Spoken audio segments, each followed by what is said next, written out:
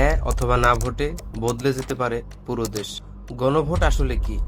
ভাবুন তো, একদিন সকালে ঘুম থেকে উঠে শুনলেন আজ পুরো দেশ ভোট দেবে, কিন্তু সরকার গঠনের জন্য না, নেতা নির্বাচনের জন্য না, বরং একটা মাত্র প্রশ্নের জন্য, এই সিদ্ধান্ত আমরা চাই নাকি চাই না।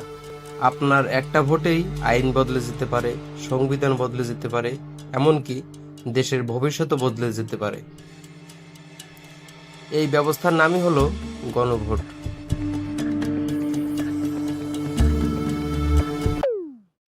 আজকের ভিডিওতে জানবো গণভোট আসলে কি, হ্যাঁ আর না ভোটের মানে কি, বাংলাদেশে গণভোট হলে কি কি হতে পারে। ভিডিওটা শেষ পর্যন্ত দেখুন, কারণ এটা আপনার ক্ষমতার গল্প। গণভোট কি?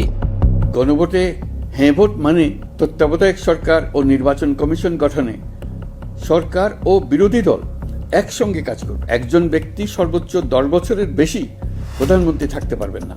রাষ্ট্রভাষা বাংলার পাশাপাশি অন্যান্য জাতিগোষ্ঠীর ভাষাও সাংবিধানিকভাবে স্বীকৃতি পাবে। সরকার ইচ্ছামতো সংবিধান পরিবর্তন করতে পারবে না। গুরুত্বপূর্ণ পরিবর্তনের জন্য জনগণের সম্মতি নিতে হবে। এতে আরও বলা আছে, বিরোধী দল থেকে ডেপুটি স্পিকার ও সংসদের গুরুত্বপূর্ণ কমিটির সভাপতিরা নির্বাচিত হবে। বিচার ব্যবস্থা স্বাধীনভাবে কাজ করবে। সংসদে নারীদের প্রতিনিধিত্ব বাড়বে। ক্ষমতার ভারসাম্য রক্ষায় পার্লামেন্টে একটি উচ্চ কক্ষ গঠিত হবে। এখন প্রশ্ন, বাংলাদেশে কি গণভোট সম্ভব? উত্তর হ্যাঁ, সংবিধানে গণভোটের কথা আছে, কিন্তু বাস্তবে খুব কম বা কখনোই হয়নি।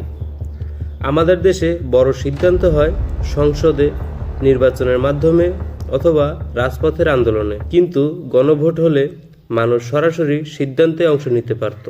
গণভোট কেন এত জরুরি? গণভোট মানে শুধু ভোট না, এটা ক্ষমতার ভারসাম্য।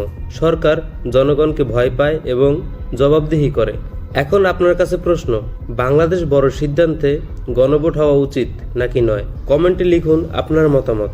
ভিডিও ভালো লাগলে লাইক দিন, আর এমন সচেতনমূলক ভিডিও পেতে চ্যানেলটি সাবস্ক্রাইব করুন, কারণ দেশটা শুধু নেতাদের না, দেশটা আমাদের সবার।